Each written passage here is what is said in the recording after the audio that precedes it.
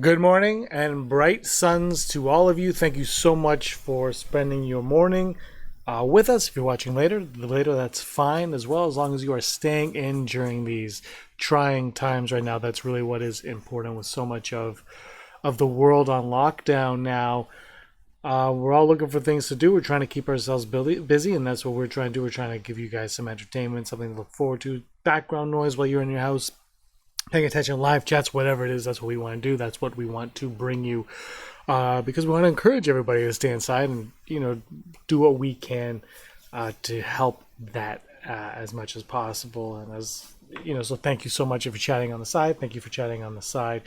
We do have a live show today at 12 p.m. and there will be a Patreon exclusive at 7 p.m. as well. There might be a live chat for that. If not, it will be on the Patreon. We'll have a chat going for that, so it's going to be fun. So that's what we're doing. And then Monday to Friday, it's a whole bunch of things, and we have something really cool and special planned that we will start to divulge the information for that as it goes on. But I know a lot of people are inside right now. They don't know what to do.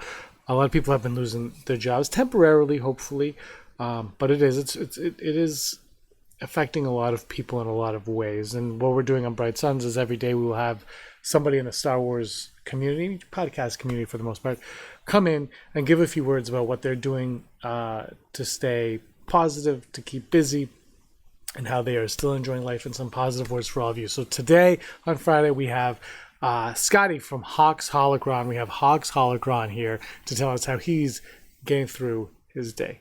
Here he is. What's up, scumbags? It's Hawks Holocrons here. You can find me wherever Hawks Holocrons are sold. Doing a quick video about self-isolation and ways to cope. Just as like a precursor, for the past 3.5 years, I was traveling on the road for a company that all I did was take class photos for fraternities and sororities. Shout out Vantine Imaging, Hamilton, New York, hometown.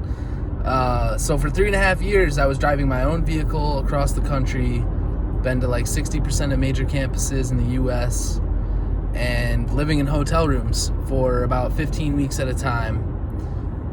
Did have a coworker, but we took our own vehicles, our own equipment, living on per diem.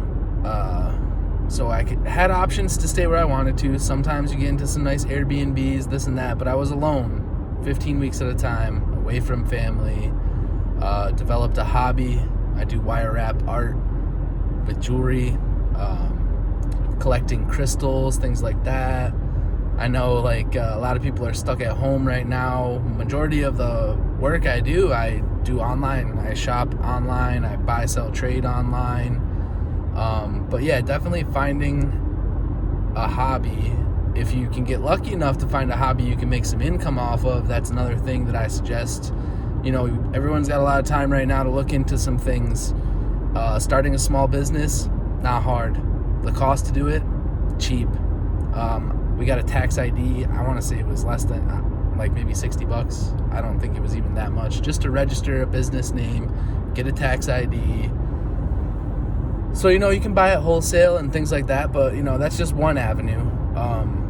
Other things I would do is routine. Make sure you have a routine. On my days off, sure, I had days where I just sat in the hotel room. You get in those depressive modes, but having a routine every day, it's tough, man. Now, there's no sports to watch. There's nothing really going on to pass time. So make a routine for yourself, even if it's something as stupid as all right, at 2:30 every day, I'm gonna go outside and do a lap around my property and pick up sticks, make sure the yard looks nice.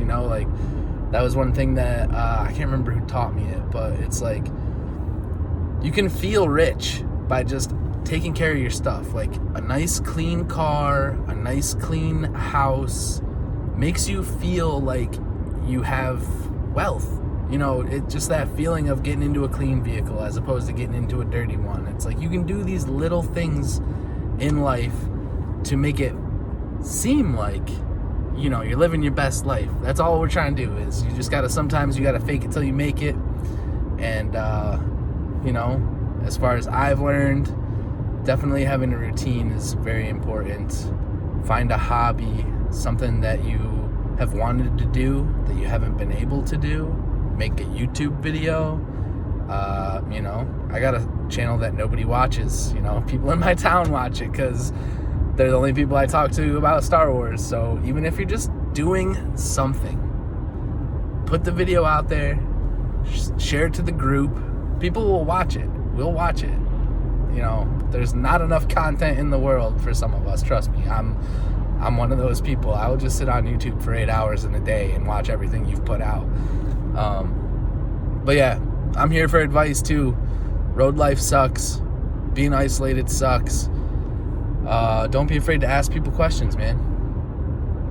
You got somebody out there that you look up to, that, you know, maybe you're watching them and they're handling this like a champ. Don't be afraid to ask them how. Don't be afraid to ask for advice, especially in a time like now. Stay safe, stay connected, but keep your distance. 6 feet, people. 6 feet. Thank you to Hawks Holocron for that. If you're looking for something cool to do, first I just got to get right into this. So later on in the show, we're going to have Jericho came with some video game talk, top 5 video games. We have Brock's going to review The Rise of Kylo Ren. Andrew's going to come on to give a book review. But first, before we do any of that, we're going to have Barry Brophy, Patreon's own Barry Brophy. He's an advocate of Star Wars fan films. Him and I did some reviews in the past. We're going to be doing more during this time. There's a lot of Star Wars fan films and a lot of good Star Wars fan films. But if you are on YouTube right now and you see them all coming up and you're like, oh, which one do I watch? Here he is right here, Barry Brophy, with his top 5 Star Wars fan films. Hi everybody, this is Barry, a fellow Patreon with the Rebel Scum podcast. So the team has given me the impossible task of just picking 5 fan films that were incredible. So to comb through, I've got about 2 decades to go through. So the 5 I've chosen for my top 5 are really the fan films that have made quite an impact on my life and just how I view cinema and the Star Wars story in its entirety.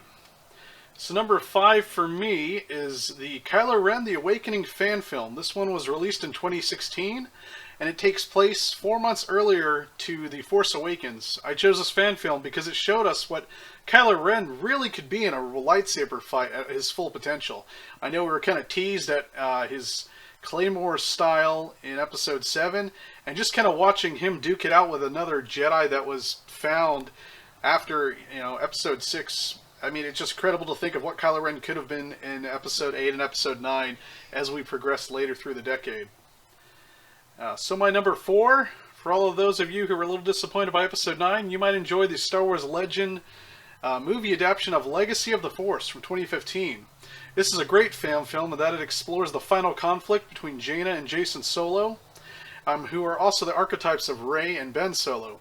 So for those of you who really enjoy just kind of deep character dives, and maybe for those of you who are the Reylo groups that were disappointed about Episode 9, you'll definitely enjoy this film as it kind of explores more of their characters, and you can kind of see where they pulled and created Rey and Ben Solo from these original molds of Jaina and Jacen Solo.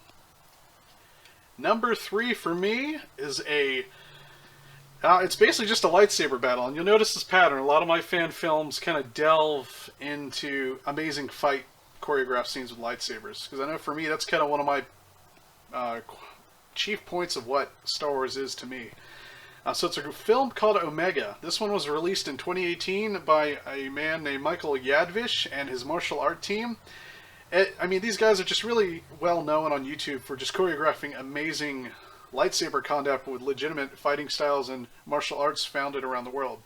So I enjoyed this particular fan film because they use a form of lightsaber tonfas, and it was an incredible fight, and very much mimicking kind of Ahsoka style from the Clone Wars. So I'm hoping that as they get a live adaptation of Ahsoka at some point, which we all know is coming, that she'll fight in a similar manner. I look forward to seeing that.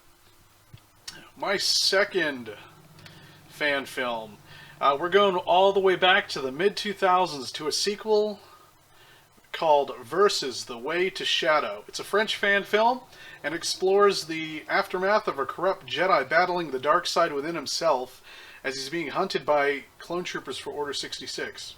So I really enjoyed this fan film because it was one of those few that were emerging during that mid-2000s historical period where everyone was really starting to go, hey, how can we choreograph an amazing lightsaber fight based upon what we've already seen in the prequels, but make it a little more realistic. So with Versus, we had that. And then again, you look at kind of the CGI that was used. The technology just wasn't available as readily as it is today in 2020 with the smartphones and just the free editing software that Hollywood practically uses. So the fact that this team pulled it off in that budget was incredible. And just amazing concept to discuss how one wrestles with the dark side during that order of the Jedi being hunted. So my number one fan film pick, again, we're going back to the 2000s. It's from 2007 from an Italian team. It's called Dark Resurrection, and they've actually made 3 of these films. So the story centers around a Jedi Master named Soren. He's obsessed with the search for an ancient civilization which, according to legends, is supposed to hold the secrets of immortality. Very similar to what Darth Plagueis may have alluded at and what we saw with Palpatine all the way through the Skywalker saga. So after many years, they basically come across this wreckage of this civilization and found its kind of source point, which is a starship called the Resurrection. So Soren is really kind of talked against going to this, but regardless, him and a group of Jedi enter the ship, and they're basically have to fight for their lives as they're being hunted slowly by these dark side entities. So I know the lightsaber combat in this first film is a little bit campy, but I mean the story is incredible and the lore is amazing, and I can only hope that as we kind of go and move into the High Republic era that we get something this well developed and this well built. So if you want to see kind of the conclusions of that, I recommend Dark Resurrections Volume 0, 1, and 2. And it is subtitled, so don't worry about trying to figure out what they're saying. But anyway, it's just an amazing film. It's my number one because it really shows us of what a Knights of the Old Republic in general, the High Republic, whatever old ancient Jedi kind of storytelling that you want to see Lucasfilm pursue, this really kind of sets the bar of what we could be seeing in the near future. So, like all fan films, what I love about the fan film genre is the fact that these amazing filmmakers are really kind of setting the expectation of what Star Wars can be in the future. And again, these people are just amateurs with cameras and basic software knowledge and a love for the genre. So, those are my top 5. That was Barry with his top 5 Star Wars fan films. Now let's get right into it with Andrew Fantasia's review of a book that Aaron and I got him for his birthday last June, but he hasn't read it yet, but I think we guilted him into it. So here's his review of that one. Hello, scumbags. Andrew Fantasia here, and I want to talk to you about this book. This is The Essential Guide to Warfare by Jason Fry and Paul Urquhart, and it's illustrated by a bunch of people whose names I'm not going to list because I don't want this to be a 4-hour-long video. I want to talk about The Essential Guide to Warfare. If you've seen my book video that I had last week, you know that James and Aaron got me this for my birthday last year, and I finally got around to reading it. It is a Legends book. I have to stress that with a big ol' asterisk. This is a Legends book, folks, so it's not canon anymore, but that doesn't mean it's not fun. So let's take a look at what's inside, because I wanted to do this a little differently than I normally do where I'm in front of my computer, because I wanted to flip through a bit of it and just show you all kinds of beautiful imagery, because that's what this book is full of. I mean, look at this picture. This is so sexy. Look at this. All right, and I apologize for the glare. I'm doing the best I can to minimize glare, but don't worry, it's not going to ruin this experience. We're in for a ride. What I found the most fascinating about this book is how much writing is in it. Jason Fry basically had to pull all of this information, not to be vulgar, but he had to pull it all out of his butt. He had to kind of make this all up. They had to be like, hey, Jason, write, 75 pages worth of backstory on the Yuuzhan Vong invasion. And he did. And like you'll see as I keep flipping just how much writing is in this book. This is all Jason Fry. And it's not all dry. I mean, right here, for example, this whole prologue is actually a speech given by this guy just before he's about to be executed for crimes against the galaxy because he was a big bad Imperial. And then we get to the Essential Guide. But mostly, these parts are written like a very unbiased Wikipedia entry history textbook about warfare in the Star Wars universe. And it starts from the beginning, before the Republic. So you got the Rakata from KOTOR. Then you get these little areas where it's like a soldier story, and then a soldier kind of telling their point of view. Just to break up the monotony, because otherwise it would be very dry. It would read just like a history textbook. And at least you have the art to break up the monotony as well. Look at the colors. Oh my goodness. Some of the art is not amazing, but most of the art is great. Like, look at this. These are all great. And again, Bunta the Hutt from the Bunta Eve. You got sort of the portrait of what Bunta did to make, I think it's a guy, I think it's a male Hutt, to make himself so famous. And they keep moving on through the ages. You got the Ancient Republic. Before it was even more than ancient. This is just regular old ancient now. And again, look at all the writing. Look at all the text in this book. This is all coming out of Jason Fry and that other Urquhart person who's apparently a pseudonym for somebody that I don't know. Maybe it's Pablo. I don't know. But all the writing they had to do to just create backstory that nobody except the people who buy this book were ever going to see. There's Darth Bane. He always looked weird to me. He looks like a potato. And then you get these blue areas, which just talk about technology of ships and weapons. So it's like, this is about blasters. Those are the driest parts of the book for me, these blue parts. It's just like, and then if you point the blaster in this direction, it has a 743 degree clip. And it's like, wow, okay, that's a lot of math, a lot of numbers. And you got these beautiful galaxy maps, the Alsacan conflicts. I don't know what those are. Do you? If you want to know, read this. And like, it goes on and on and on. I don't want to spend, this was a really cool story. You need to read about that. Buy the book and read about that part. But it goes on and just describes in great detail. Look, here's the classifications of ships depending on what size they are. Again, with a beautiful picture of a Star Destroyer and some more ships. Wars with the Sith. That's never good. You don't want to have wars with the Sith.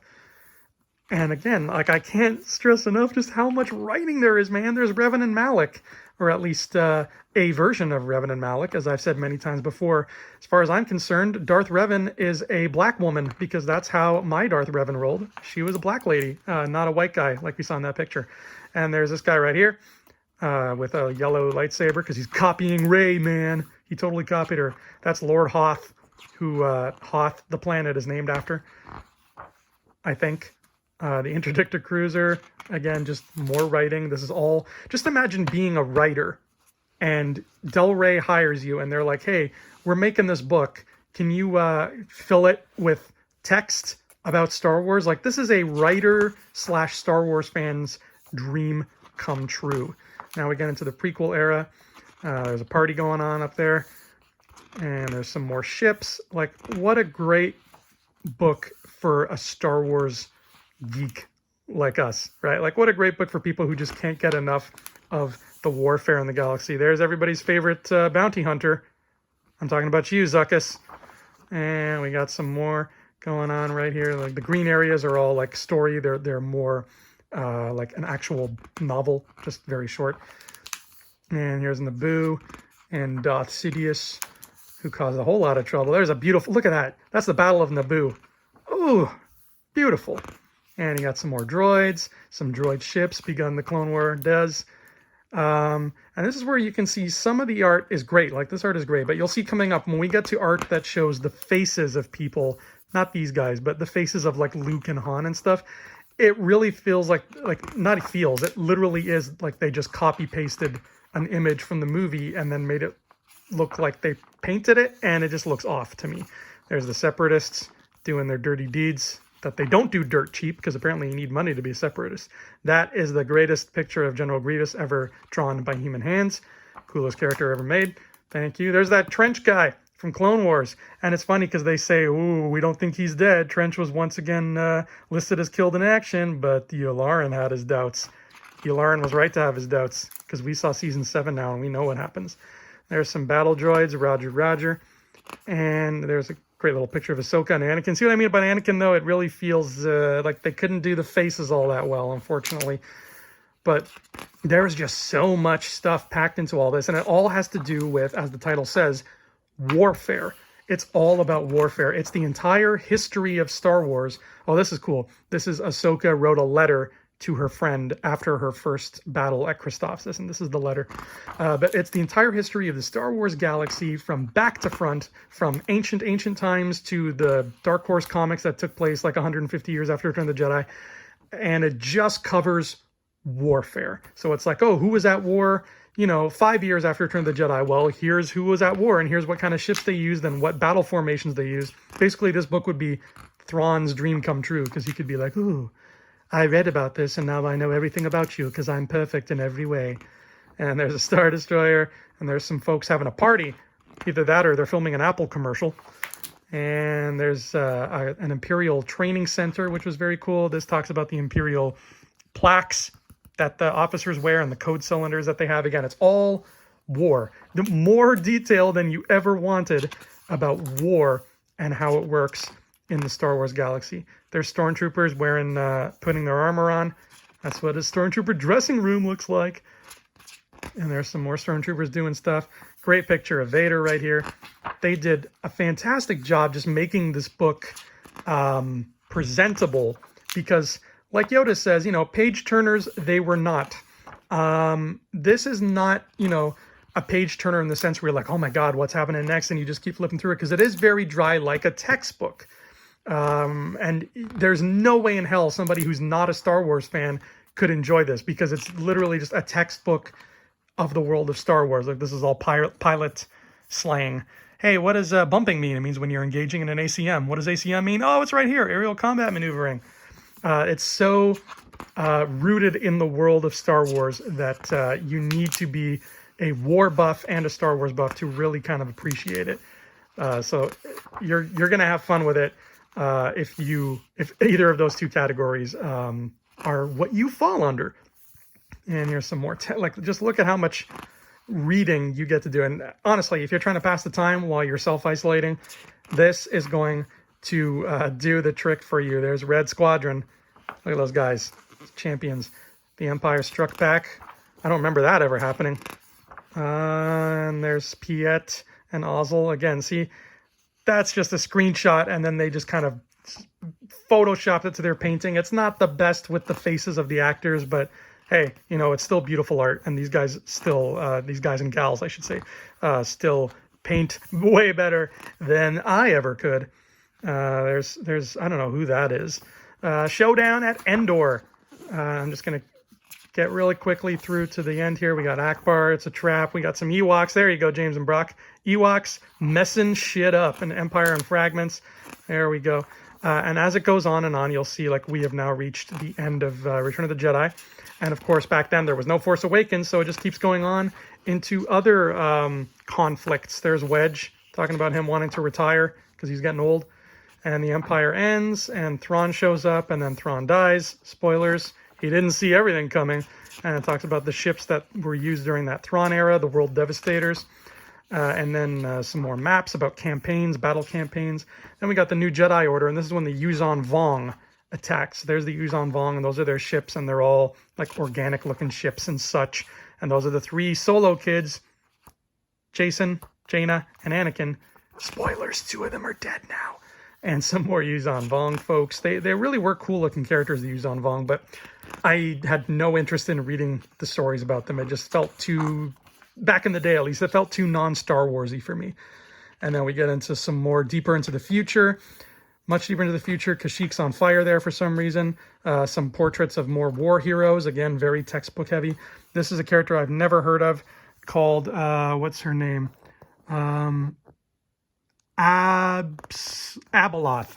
Sorry, I had to read that over the phone. Abeloth. Apparently the Jedi and the Sith teamed up to kill her because she was bad news. I don't know what Abeloth's about, but they mention her here. And then you have the Darth Krayt and this whole thing that takes place hundreds of years after Return of the Jedi. And that's the end of the book. And then you get acknowledgments. But yeah, this is a hell of a cool book. Beautiful art. So much text. So much love put into the Essential Guide to Warfare. This really makes me want to read the Essential Chronology. I think that's what it's called. Because I want to know more. I want to get all the essential guides that I missed out on, even though they're all legends. Because this was a joy to flip through. And I feel like this is the driest one because it's just about war and technical stuff. So if I had fun with the driest one, I'm going to have tons of fun with the others. So you want to pass the time? Pick up Jason Fry's Essential Guide to Warfare. You will absolutely love it. And there's a guy with a lightsaber. What are you waiting for? Stop listening to me. That's the last time we get Andrew anything for anything. Disrespectful. Takes them that long to read it. I'm just joking. Of course. Thanks for watching, guys. Give us the comments on the side. Anything you guys want to hear talked about, reviewed on, Bright Suns podcast, Flying Casual, whatever it is, let us know in the comments below or in the live chat, of course. That we really, really appreciate that. Let's get over to Brock now. Brock is going to bring us his review of The Rise of Kylo Ren. This was a comic book that came out and everybody was very, very excited to read it, but they really promoted the second issue more than anything else. It was weird that it would be the second issue, not the first issue, not even the last issue, the second issue.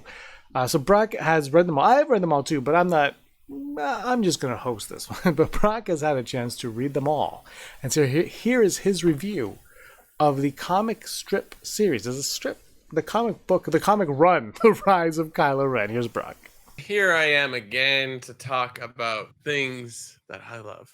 And one of the things I love is comics. And just last month, I believe, they wrapped up the miniseries that is Rise of Kylo Ren. Really highly anticipated series because it came out just shortly before, or the day of Rise of Skywalker being premiered in theaters. And it went into depth of like how exactly or who exactly are the Knights of Ren. We get a little history. There's a lot of jumping around. There's a history of like who the group of Knights of Ren, and then there's a character in the Knights of Ren that we learn about. So we get a little backstory on it, but then we also see moments after what I believe is Kylo destroying the Jedi school that Luke has put together, and he's being chased by some of his fellow Jedi classmates, I guess. They're not students of him. So they're chasing him, and then he is looking for the Knights of Ren because he's been in contact with Snoke, and he's like, you need to search for them, and this is how you'll become one with the dark side. We see a lot of cool things. Like I said, Snoke, when he's wearing a fun little hat. And there is a point where we see a story with young Ben Solo and Luke Skywalker. That's issue 2. Highly suggest you reading this if you read any of the 4 of the miniseries. And this would obviously assumed it would be a big issue because if back when they were announcing this series, they were really pushing issue number 2 because there's a cover on it. You see Luke and Ben against the Knights of Ren. And you're like, oh, what is this? So there's a lot of exciting ads into it. We see Lars Santeca at one point. And we definitely see Kylo wrestling with who he is now that he has lost faith in the Jedi Order. Across the board, though, there is some letdowns, I think. Not terrible, but again, we're in this weird time in Star Wars where we want to branch out, but then they're still being held back. And I can understand because most of these things are written and drawn prior to them actually coming out. They're not doing it the week before. This stuff is done months before, so they probably couldn't even tell the writer, I think it's Charles Soule, who exactly is going to do what in the movies. So there is touching on things in what we see in Rise of Skywalker in this, but again, it doesn't really give you everything you've been wanting because we've been just chomping at the bit for more information. But like I said, it's a 4-issue miniseries. There's a lot of good stuff in it that are worth reading. And you're saying, Brock, I'm stuck inside. I'm like, don't worry. You can either order it on Google Play. I think Apple has a comic book section of it. Or you can go on the Marvel app and read these all digitally. I actually bought all of this on digital. One of the first full series I've read, not with a physical book. And I enjoyed it quite a bit because the Marvel app does a lot of cool stuff where it's like it's not an animation, but it's a function that you click it. Every time you swipe, it zooms into the thing. So it looks kind of more like a film. Definitely check it out. It's worth it. I gladly have shared my password with James, and he's like, wow, this is great. But it's worth it. And then we got time. You can learn a little bit about Knights of Ren and see what happens. For me, though, I will say it's probably a 7 out of 10 across the whole for the series. It's a step in the right direction, but I think Marvel and Star Wars or Lucasfilm need to really okay, let's go all out. But if you're wanting to try something out, it's a good series to check out, and then move on to like Star Wars, the ongoing series, which is still chugging at a good speed. And this has pretty much been it on my review on Rise of Skywalker, Rise of Kylo Ren, issue 2. It's a bombshell. You need to read it if you love Star Wars. Otherwise, it's not a bad read. And finally, today, everyone is staying in now, looking for things to do. Star Wars Pod Racer, Star Wars Episode 1 Racer, I should say, was just released on the PS4 and the Nintendo Switch. I hope everybody's grabbing it. I haven't had a chance yet to grab it. I'm looking forward to it later today. Probably going to pick up my copy of that. Pick it up. By pick it up, I mean go to the eShop. I'm not going to be going to an actual store and get a physical copy of the eShop, which is where the only place you can pick it up is anyway. So I'm going to be doing that. One thing I do want to say, I just mentioned the eShop and whatnot, but a lot of restaurants and stores of that nature are suffering at this time, and it is being recommended that you go out and you purchase gift cards. So if there's a restaurant that you like that is closed or only doing takeout at the moment, but you don't feel like doing takeout, try to get a gift card for it if you can. Get a gift. If you know you're going to go there after this is all passed, just do that business a favor and get a gift card, because it would really help them out and support them. But anyway, let's get to the final bit. Today, this morning, this Friday morning, we got Jericho Kane. You can stay inside and play some. If you're not going to play Pod Racer, if you're not going to play Racer or Racer Revenge, which is what I'm going to be doing until I get Racer, then you can listen to Jericho's top 5 Star Wars video games and see if there's one in there that might fit your fancy. Hey guys, my name is Jericho, and today I'm going to be giving you my top 5 list of Star Wars games. Number 5, starting with Force Unleashed. Now, Force Unleashed, I remember when this game came out. Very cool game. Very fun play. I actually played this game again recently with my girlfriend. It was definitely not as good as I remembered it, at least the quality, but it was still a fun experience, a fun game. So yeah, that's my number 5. My number 4 favorite Star Wars game has to be Knights of the Old Republic. This is actually still a pretty fun game to play. It's an older game, but it's still a fun game. My friends and I will still play this every once in a while. It's pretty cool. You get to make your own characters, do a lot of different things, and explore. It's really fun. I really like Knights of the Old Republic. So my number 3 game has got to be Battlefront 2. Now this game, I don't personally own this game. I've never owned this game. I own the original Battlefront 2, like the really old one. I'm talking about the newer one though, because I have good memories with that game. I played it with my friend. My best friend has it on PS4, and I played it with him a lot. We'll still play it every once in a while. It's always a fun time. Can't go wrong with it. It's a good fun game to play. That is Star Wars, and it keeps updating. You know, when new movies come out and things. And then we got a number 2. Number 2 is Jedi Fallen Order. Now, if you've seen my Let's Play on this series on RSBN Detours, you would know that I definitely like this game. It is an open world kind of game. I really love those types of games, so that's definitely why it's my number 2. It almost was my number 1. It almost was, but I had to give number 1 to someone else. I had to give number 1 to the original, the OG Star Wars game. My first Star Wars game that I ever played was Lego Star Wars The Complete Saga. Now this game, classic game.